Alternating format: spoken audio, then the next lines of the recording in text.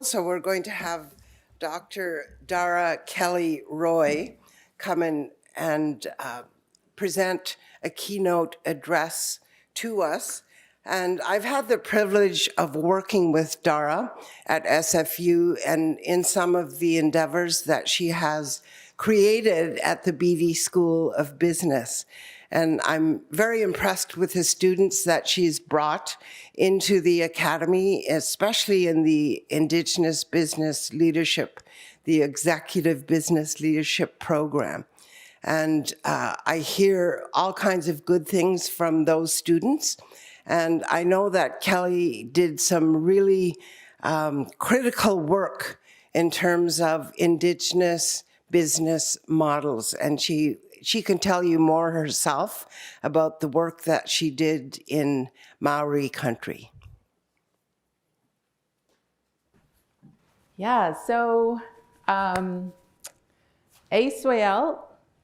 Amik Katuilam Mokwat, Talitzel Kwa La Camel, Talitzel Kwa Ta Elis, Dara Kelly Til Squeak, Quiquihas Til Squeak. So welcome everyone. Aiswael, it's a good day. I put my hands up to all of you, to our Siam and Siaya, so to our esteemed leaders, our esteemed respected elders in the room, our esteemed guests from overseas, and truly to honor our esteemed up-and-coming leaders. I want to put my hands up to all of you for doing the hard work of taking the journey into graduate studies. And what's coming to mind at this moment with regards to this incredible room that we have of scholars who have laid the groundwork for us in areas of Indigenous methodologies, to be also at the interface with this, the scholars who are going to change the world. I love that this is the interface that we have together in this room. And I feel like it's, I go to a lot of conferences. I feel like I've already been to several this year. But it's not very frequent that I get to spend time with such incredible, esteemed leaders. Most of the time I'm sort of with, business scholars and, management scholars. And it's very rare for me to be in such a sacred and honorable space. So I want to acknowledge that and just say thank you for inviting me. Thank you, hands up to the organizers, for inviting me into this space as well, because it is a huge privilege. So I also, so my plan for this keynote is just a little bit of storytelling, a little bit of sharing. So I'm an assistant professor at the BD School of Business. I've been at the BD School for, I'm in my 6th year, I guess. So I was invited into this space to really speak to, we're at this conference, one of the themes is indigenizing STEM. And so my little piece is STEM plus business and economics. So it's about adding to this idea of disciplines and what voice, I think, do Indigenous peoples have in this space? Where are things at with regards to business and economics? But I'm going to wind it back a little bit and just say that, so I'm a qualitative researcher. I draw on different aspects of storytelling, story work, and I also want to lean into the theme of the conference, which is, so walking in like your ancestors sent you. I was really thinking about that, and I was thinking, well, I believe that your ancestors prepared you already. You are already prepared to walk in and do this work. But what's also important is really leaning into this idea of genealogy. That's a framework that I lean into a lot when I'm just thinking about myself professionally, because I always honor and acknowledge my intellectual genealogy. These are the people who have guided me, who invited me into academia in the first place. It was very welcoming. Coming into a business school was never a plan. I didn't intend actually to become a business professor, but it was through the invitation of incredible Māori mentors, Pacific Island mentors at the University of Auckland Business School, who opened that door for me and said, this is a really cool space. You want, like, come on in. This is really awesome to be able to engage theoretically, to develop methodologies, to bring in Indigenous voices, and to have oneself be visible within that landscape. So I like to acknowledge the intellectual genealogy that we come from. And so that's the sort of shape of the presentation that I have for you today. And I also, it's kind of rare, you know, most of my presentations are usually research-based or talking about business context. In this case, I really struggled with how to really talk about myself in some sense, right? It's not very frequently that we get asked to sort of talk about one's journey into a discipline or that path. And yet it's exciting to talk about it because it's full of adventure, it's full of stories, it's full of all kinds of mistakes, and I'm happy to share all of that and to have you ask me questions about any aspect of my journey, because I feel like it's endless. I didn't even know where to begin, and there's no ending. You know, I still feel like I'm a student. I feel like I feel like when I finished my PhD, it took me years to sort of I didn't even want to let go of that identity of being a student anymore. I spent the bulk of my life has been being a student. And so it was very difficult for me to let that go because it was so fun. I had the greatest time. I was traveling. I had no responsibilities. It was the best time of my life. And yet here I am, like, you know, coming home. I came home to Canada. Okay, so I'm getting ahead of myself. So I also want to, so this sense of genealogy and kinship is about that your descendants need you. And this is about kinship that is well beyond any kind of sense of DNA. We're not talking about blood. We're talking about a genealogy of intellectualism.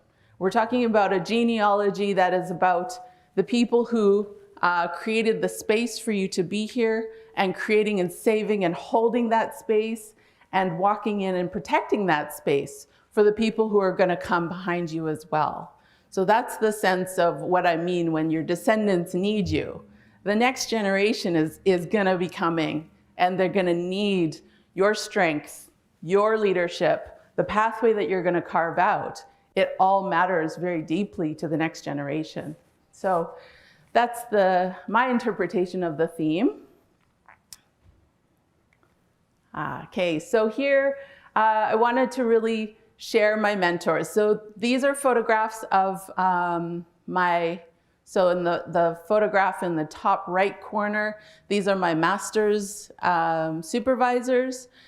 Professor Brad Jackson is on the left, and he truly is the person that I have to credit, and I thank him often for inviting me into the University of Auckland Business School. He's the first person that I met, I think, who was a business scholar. He was a professor of leadership. And at the time, I was really interested in exploring Indigenous leadership as a master's topic. And I didn't really know what was going to unfold from that. And I also did not apply to a business school. I didn't apply to get in. Brad Jackson had about a 4-hour conversation with me and basically admitted me on dean's discretion into the business school. I don't share that story very often because I didn't come into it in a conventional pathway. But what I learned from that experience is that I had this, I came prepared let's just say I was walking around New Zealand with all my transcripts, with all of my research proposal ready, and I was ready to talk with anybody at any time about Indigenous leadership and what I wanted to explore and what I imagined for myself to be my master's thesis. Because I was looking for people who could support me in that journey. And I didn't know who that was gonna be. I was literally shopping around to different universities in New Zealand because I also knew and had great mentors here. One of them was at UBC. Link Kessler was, at the time, was at UBC in the First Nations Studies program. And he really drilled into me that your supervisory relationship is like, it's like a partnership, right? It's like I want to say a romantic relationship because you are truly intimately tied often with your supervisors. And to be intimately tied with your supervisor for 2 years, or in the case of a PhD, 4 or 5 or more years, that's a relationship that you want to be a good relationship. You want it to, at the bare minimum, be a stable relationship. And so it's very important to be able to have a good understanding of what that relationship is going to look like. And you can only do that by getting to know people. So that's what I was doing. I had my proposal, and I happened to meet Brad Jackson, and he really truly looked at my transcripts, and here's one of the things he said to me. He was like, "Okay, your transcript is like bipolar." He was like, "I can see that you hate some subjects, and I can see that you absolutely love other subjects." So he was like, "So what do you want to do?" And I described my leadership proposal. I described my passion for it. And he, we ended up having a lengthy conversation. He talked about all the things I was going to have to do, take all the courses, take all the research courses. And at the end of that 4 hours, he said, "Well, so would you like to be a student here at the business school?" And I was like, I didn't actually, I thought I was coming to have a conversation with him about other supervisors. I didn't think he was going to supervise me. But he really wanted to support the project. He felt that it was important. He knew the scholarship, which, leadership is a topic within business management and organization studies. I didn't know that at the time, but he was a specialist in my area. And he said, "There's a gap in the literature here. If you would like to explore this, I can support you. I can find you the mentors that you need as well." So I saw Brad last year, and every single time I see him, I thank him for that conversation because he took a risk. He took a risk on me, and I took a risk on him too.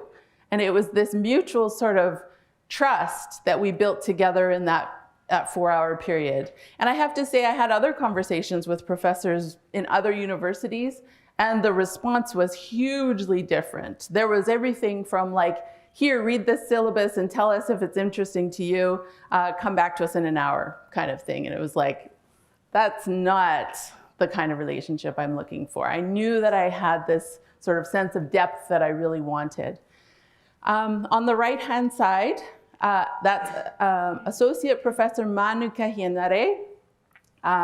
Now, he's one of the business scholars who, there was 3 scholars in 2003 who started the very first Māori Indigenous business programming at the University of Auckland Business School. These 3 so that's Ella Henry, Manu Kahienare, and Pare. The 3 of them basically started Indigenous programming, and then it spread to open up spaces for other universities. But the spread only happened because they were supervising other Māori scholars, right? That's how it happens, is like, to grow a field, you have to grow it from the inside. You have to train from the inside. And so, the field eventually starts growing through more and more PhD students. Many of those students now are at other universities and are growing their own programs within different business schools. So Manuka's legacy is immensely impactful within Aotearoa-New Zealand. So I have some stories of spending time with him, which are just stories that are tattooed into my memory. These are stories of spending time with him and not feeling like this was research, but it was research. And so I have a couple stories I want to share about Manuka. And then Chris Woods is on the left. She supervised my PhD. She's not Māori, but she is an incredible champion. She is one of those people that just allows you to take the reins, and she's there cheerleading the whole time. And any crisis you have, you know, nothing shocks her. Nothing's sort of shakeable within that supervisory relationship. And yet she also was very humble and open to, she, you know, was very clear with me. I don't know Coast Salish philosophy. I don't know anything about your lineage, but I 100% trust that you do. And I 100% trust that that's knowledge that's going to guide you to the end of this degree. And she was prepared to support me in that as well. And then down at the bottom, that's Shelley Spiller. Shelley Spiller is very well known in the leadership space as well. And I want to acknowledge, I use her textbook when I teach now in my courses on leadership. She wrote a book about wayfinding leadership from a Māori perspective. And brings in all kinds of knowledge of Polynesian navigation with regards to leadership and the teachings that come with that. Yeah, and so I feel like these are the people that now have become friends. So our relationship has changed over time. Unfortunately, Manuka passed a couple of years ago, but he was like the best friend, uncle, grandparent. He was somebody who was just so incredibly heartful and relatable. He was very humble. Yeah, and so I wanted to also talk about this sort of business discipline as well. So I mentioned I'm an alumnus of UBC, and at one stage in my life, I was an academic advisor. And so I remember looking through the criteria as an academic advisor at UBC and speaking with students about criteria to get into the Sauder School of Business. This is before my business career, and at that time, I was like, this is impossible. This feels like the bar is so high. It's impossible to get in. It's a very alien space. And to be truly honest, I was like terrified of it myself. So I didn't really understand it. But the discipline itself has its roots much like other disciplines like law and like medicine. These are disciplines that are designed for graduates to go out into practice, right? They're not designed really for folks to be trained into academia, to do the research path. That's not the conventional pathway for any of these kinds of professional schools. And so, but that being said, being in a business school and being immersed with other indigenous scholars and being able to explore different concepts that I hadn't considered before or even thought that I might be interested in is something that, you know, when you become dipped in a discipline so I started in 2010. And so now if I think about that, it's been 14 years of being in a business school. So now it's kind of just my natural environment. It feels like, I was saying last night to Zoe, that it's almost like the devil you know. It's just like it's a discipline, and I may not agree necessarily with my colleagues on everything, but that's the nature of all scholarship. We don't always agree with everybody on everything. And it's not necessarily about feeling that the discipline accepts you. It's about feeling that you have something to contribute into the discipline and that you carve out a space there in the discipline. And so it's sort of irrelevant whether or not, your colleagues may or may not accept you, but that doesn't mean that your research is not valid. It's separate from the work that you do, right? It's sort of, so I just wanted to say that I'm comfortable. I love my job, I have to say. I'm not sure that I really expected to. I mean, there's aspects of it that I've had to learn to love, and that's been hard. Teaching, I have to say, is very, very, very hard. And it's not that I'm not good. Like Dorothy said that there's a lot of good feedback from students. I've really had to grapple with, do I enjoy this? So there's being good at something, and whether or not you enjoy it is a separate question. And so I was good at it, and I didn't really enjoy it that much. And then I had friends of mine who are not in academia who were like, are you in the right job? Because I kept being like, teaching is hard. And then they were just like, well, aren't you a teacher? And I was like, right, okay, that sounds bad. They don't really understand the research aspect of things. So, but I just wanted to also say that like this process of carving out one space within a discipline, within scholarship, in many ways, I was recently at a conference speaking with Indigenous women entrepreneurs from around the world. And I sort of was saying to myself, what can I possibly contribute to this conversation? I'm not an entrepreneur. But as I thought about it, I was like, well, hang on a sec. Okay, I went through a checklist. Did I carve out space for my own talents in a space that didn't naturally, there wasn't a space already available for me to just slot into. So I had to carve it myself. That's an entrepreneurial process.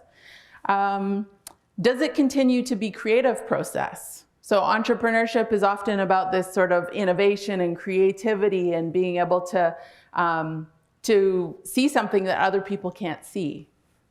Yes, I was able to tick that box. I was like, yeah, the landscape of Indigenous business knowledge right now in Canada is certainly not where it is in New Zealand.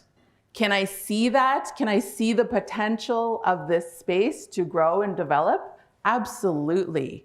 Do I also know it's like this beautiful sort of forecasting where I can see what it looks like to grow Indigenous scholars and to have many Indigenous scholars in one space. And I'm sure Deanna, like anybody who's in Indigenous studies and any actual Indigenous discipline that has developed over time, everybody says it started with 1 or 2 or 3 scholars, and it grows and becomes its own discipline over time. But you have to create that, right? You have to put in the time. You have to have the graduate students who are committed to working on this as well. Was it scary? Was it full of risk? Absolutely. I actually had not even contemplated the idea that I would need a job after the PhD. Didn't even think about it. Just did the PhD because I was like, I love learning and I love researching and I love writing and I love reading. That was it. That's as far as I got. And I was like, also, as at this conference with Indigenous women entrepreneurs, I also was asking myself, well, what else was I going to do? I didn't have a backup plan. I literally was just like, this is my passion. This is what I want to do. And to feel that I had to interrogate that, I was a little troubled, I think, with that sense of feeling that I had to interrogate my reason for becoming an academic in a business context. And I was like, no, I'm not going to interrogate that space because I have a right to do what I love, right? I have a right to actually move into the space where I'm really good and I feel that I'm growing every day or every other day. And I feel that I'm able to actually contribute into a conversation. So that became then sort of like, well, what else was I going to do? Yeah, truly, I think about who I was when I was a kid. And I was cripplingly shy, right? I never could have imagined that this was going to become my career, where 6 months of the year I'm standing up in front of people and talking. But I was also, I loved fantasy worlds, right? I loved escaping into books and reading and stories, and I could escape for, half a day at a time. My parents would just leave me on the couch reading, and like Sunday would come and I'd be like waking up from, like whatever story I had immersed myself in for the last 48 hours. And that was what I loved. It was safe, and yet it was adventure at the same time. It was like risk-averse adventure. It was so fun. And then also I had a long attention span. I feel like that's something that like goes a long way in academia, is you kind of have to have a long attention span, and you kind of have to have patience, right, for results. And yeah, so anyways, I just wanted to share that I wasn't prepared for the career that I've ended up in. But at the same time, like I said, I was, right? I knew that I wanted to do this. And so I walked into sort of unknown spaces, prepared with the materials and the information that was needed. And so I just want to say that this is this sort of duality of being prepared and walking into the unknown. How can you do both at the same time? And yeah, that's what I feel that I have to share, is like, that's my experience, is like, being ready for the adventure. Like I had my backpack on, I had my water and my snacks, and I was just like, go, I have no plan. And I just went, and it was great fun. Okay, so I also want to talk about this indigenizing STEM specifically, and business and economics. So one of the traps that have been set for us as Indigenous peoples within the space of business and economics is the misconception that for Indigenous peoples, we have to choose between culture and commerce. However, we have learned many, many times over about the tyranny of the or, right? This trap has many faces. And I've compared this in an article that I wrote, that there's an older narrative about culture and society that, historically in Canada, Indians have always had to sort of choose whether or not we participate in Canadian society, or do we keep our culture? That's always this sort of false dichotomy, this choice that we are told we have to make. And it's been debunked over and over again.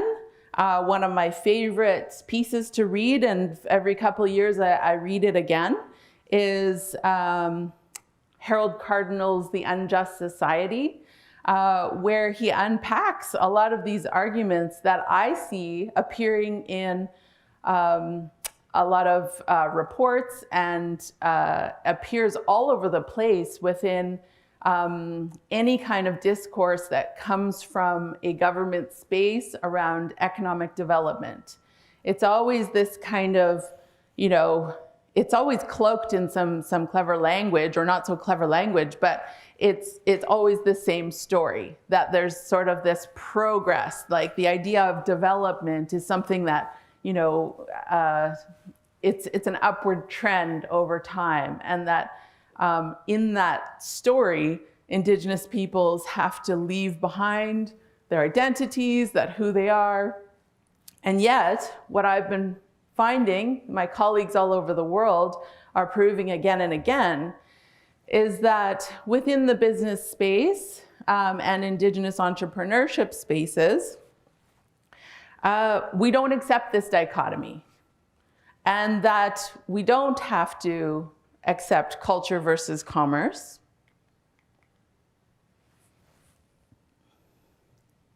And instead, it's culture and commerce. And in fact, this is the acceptance of a both-and space. And the both-and space is what allows us then to open up this space of potentiality. This is some of the philosophy and thinking that I was taught from Manuka, is that in Māori philosophy, the notion of potentiality is this beautiful dance between mana and tapu. And I know the Hawaiians have also equivalent words around mana and tapu. And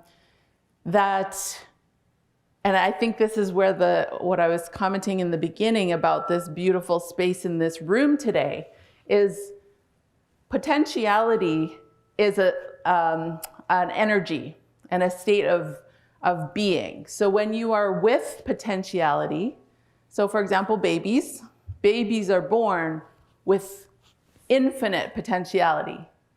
And that's what makes them the most sacred of all, right? Is that they have the most potential, and they have all of that potentiality that then over time, as we become seasoned, as we gain wisdom, as we learn from mistakes, as we do all kinds of things throughout our life, and we learn along the way, that potentiality becomes mana. It becomes realized power. It becomes realized potential. So you have this unrealized potential and you have realized potential. And they are both sort of constantly interplay with one another. And so that's what I see with this both and space, that if we just turn away from the tyranny of the or and turn towards the potentiality of the both and space, this is the space now where we begin to frame for ourselves what it means to be sovereign, what it means to be self-determining, what it means to have agency, true agency, what it means to have choice, that these are all aspects and elements that connect to, now I'm getting into a bit of my theory that I deal with, which is around economic freedom. And those are the components of economic freedom, that you must have agency and choice within that space.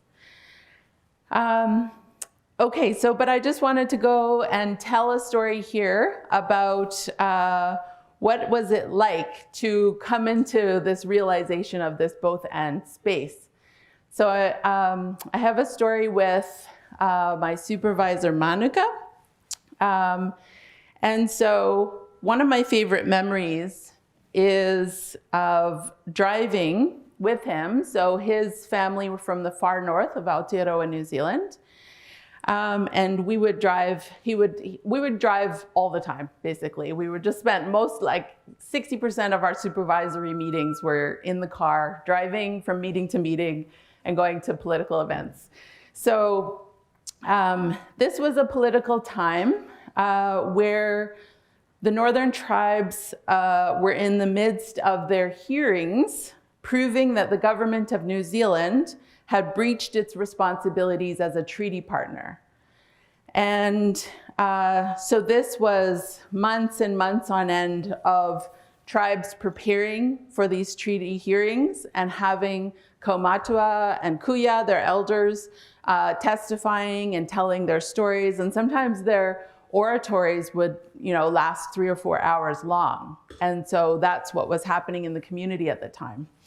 But there was also these smaller meetings that were happening in preparation for the big meetings with the government. And so on this trip, we spent about an hour in one meeting in a particular tribe. It was all in the Māori language, te reo, and so I didn't really understand what was being said, but I certainly got the feeling of it. It was fiery, it was passionate, it was oratory. These were some of the best orators that I have ever seen.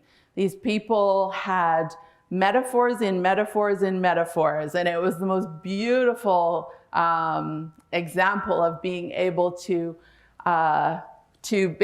demonstrate a depth of knowledge that allows you to drop into another level, come back up into sort of present day, speak to context that is relevant with regards to 2010, 2011, when this was happening, and drop again into another level of ancestral knowledge. It was just such a beautiful thing to witness. And then at the end of that meeting, a vote happened. And everyone quickly got in their cars and they left. So then we drove to the next community.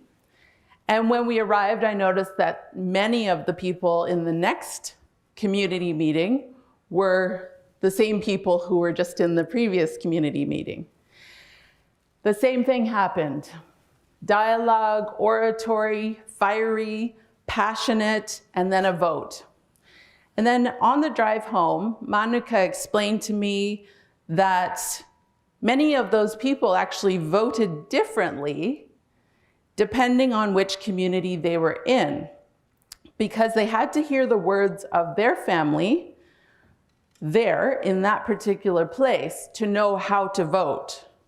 So it didn't matter that the votes might seem contradictory, which, you know, if you looked at a vote counting in this way over in this community and the vote counting this way in this community, in a colonized worldview, we might say that cancels each other out, right?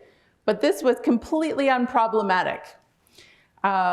Because what was unfolding was that there was a collective vote that needed to be pushed forward in a particular community. And what mattered was that that collective vote was going to either push the government to make a decision or push some other agenda to happen forward. And so your vote, according to your lineage, so he said for Māori, they have many lineages, as we all do. And then you vote according to your lineage. And so you vote according to the lineage and the debates that are happening in that community, and those might change from community to community.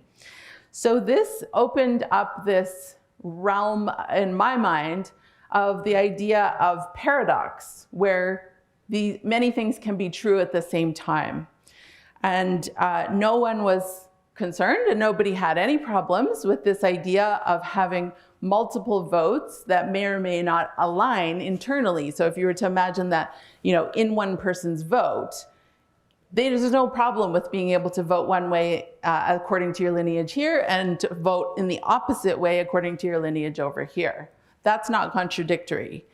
And the only way that this could truly be understood is that if you understand the principles and the practices of genealogy, then it all makes sense. All of it is in alignment with genealogy connected to people and place. And so I found that that really opened up my mind then to genealogy as a framework, right? It's not just the people we are, it's the people we are in alignment with community and in alignment with the principles and practices that align with that community. So I loved this. There was no confusion, no problems, clear structures, and this to me demonstrated this both and space.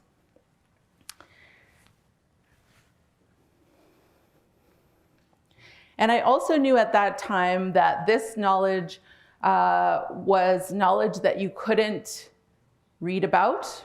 It wouldn't have really resonated or made sense if I had just read this in a chapter or in a research article, that it was something I had to witness and I had to see it. And I also, because I didn't truly understand the Māori language, I felt it. I was basically going off and learning about this sense of intuition that is so embedded in the research process, because there's so much, there's that deep layer of, I was just having a conversation with Jordan over here a couple of days ago, where we were talking about doing research interviews, and there's the things you hear and there's the things you hear.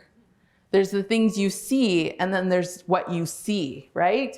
And there's like, it's that sort of different understanding that is a combination of that intuition, past experience, who you are, who you surround yourself with, all of that is so deeply, deeply contextual.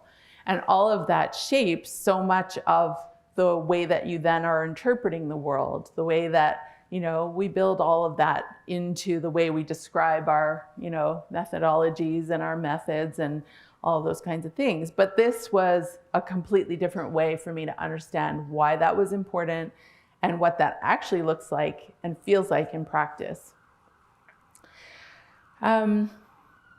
Okay, and so I also, so Mānuka stays in my mind, and I can hear a lot of him, I can hear conversations that we've had on a day-to-day basis. I hear his voice all the time when I'm thinking about or grappling with new ideas or trying to make sense of something, because he was always the person where, you just pop into his office and you would sort of say, I've been thinking about this one thing. And then he'd start talking about something completely different, but he heard what you said. And an hour later, he would have delivered the answer in that hour through a story. And then you walk away and you kind of go, oh, like he didn't answer my question, but somehow I know what to do. I know how to move forward. I know, and that was always this, like we talked about it a lot as his students, that it was almost like this Mānuka magical experience where you just wanted to you didn't even know what you were asking him, but he somehow got it and he somehow was able to engage with you at exactly the moment in exactly the level that you were at. And I think that's a beautiful supervisor, that's a beautiful mentor, somebody who's able to just be there with you in the moment of curiosity and sometimes crisis. And also this, I want to go into a little bit of the work that I am interested in and continue to be interested in moving forward in my career is around this area of economic well-being. And it comes from my interest in economic freedom, as I mentioned before. But that interest was definitely sparked by Mānuka. I remember that I walked into his office once, and I found him printing out 150 pages of a Nobel Prize winning economist. And I was like, what's happening here? Who prints out 150 pages these days? It just was like, you're up to something. And he said he really needed to get a handle on the kind of economic thinking that wins Nobel Prizes. And he said, this is a level of thinking that indigenous knowledge is at. He said, our knowledge is equivalent to the knowledge that is winning Nobel Prizes. And so he was trying to explore and be curious about what is it that sort of tips it over into this, worthy of the Nobel Prize. And so I remember that day we proceeded and we spent hours exploring the definition of economic freedom that was in this Nobel Prize speech. And it was the Nobel Prize in Economics in 1998. And this scholar's name was Amartya Sen.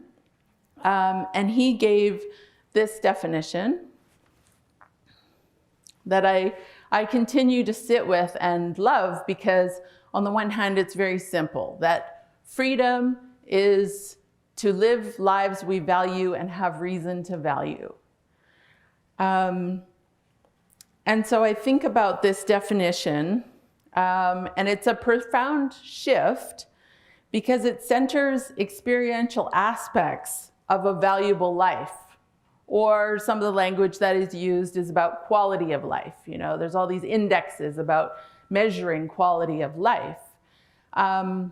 Sometimes that can get a bit esoteric and it's full of jargon, and it becomes difficult to understand, how many layers do you have to go before you truly understand, and aggregating results and all kinds of things. So I always come back to this definition. To live lives we value, and have the second part, we have reason to value our lives. So this is determined by the people who are living their lives, this is not some policy that is being imposed on people. This is not about economic welfare, like this is not welfare economics. This is not about a policy that works for government. It's not a policy that's contributing to GDP. This is a sense of economic freedom and well-being that is very centered in the experience of those who are experiencing it. And so this is what I feel like this is where I'm hoping to build and grow this area of literature. And it also begs the question of how our current structures and institutions allow this definition of freedom to be seen. And so I'm interested in that. And then on top of that, I also know that there's very, very little research from Indigenous perspectives. So the feedback that I've done some very preliminary interviews in this space, and the feedback by and large is that anybody who has economic well-being frameworks globally, so this might be Wales or Scotland and Finland, New Zealand, Australia I think is developing one, but that all of these frameworks are generally monocultural, that they're all the same basically, and they're very much based from OECD templates and all kinds of things. And so there's this great interest in what constitutes a good life. And I know that what constitutes a good life is a question that many scholars across Canada and Turtle Island are exploring in different regards. And I know one of my favorite ways to explore this is through language, through the different words, and to create almost like a database of words that actually constitute a good life from Indigenous perspectives, and just to explore that. So that's my personal curiosity into this space and where that comes from. So I don't know, I think back to the journey of graduate school and going through all of this and enjoying the experience. And I just want to say, celebrate every single milestone that you have, that you're able to achieve within the time frame that you have, because I feel like it's this like endless journey. Like first I thought it was just the master's, and then I thought it was the PhD, and then I had to get the job, and then I had to get tenure. And it's like, there's just this endless line of like, what's next, what's next, what's next. But that's not really what matters actually. And I just want to say that it's by celebrating the milestones, you actually get to own your own achievements and truly to be able to say, I did all that work and I earned this in every moment that I worked toward this. And so I just want to leave that with you, and just to say, I'm really excited for your potentiality. I'm excited for returning to this idea of the interplay between mana and tapu, of you becoming the future leaders.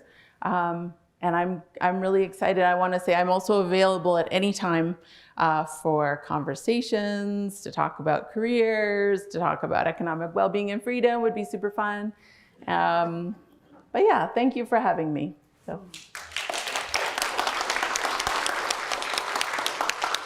I think we have time for at least one question for Dara. So if anyone has a question, just put your hand up. What would be your advice for an Indigenous woman considering a career in academia? Oh, there's so much.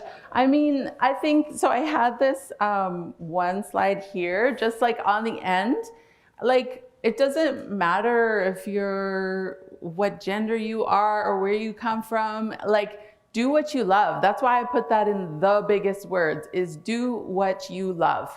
Because when you're doing that, you're going to be successful. You're going to be inspirational. You're going to draw the right people to you when you're doing what you love. And yeah, I feel like what you love is sort of this moving target, but it doesn't matter. Just take those little bits and pieces as they come. Because the worst thing I think you can do is do what you think you should do.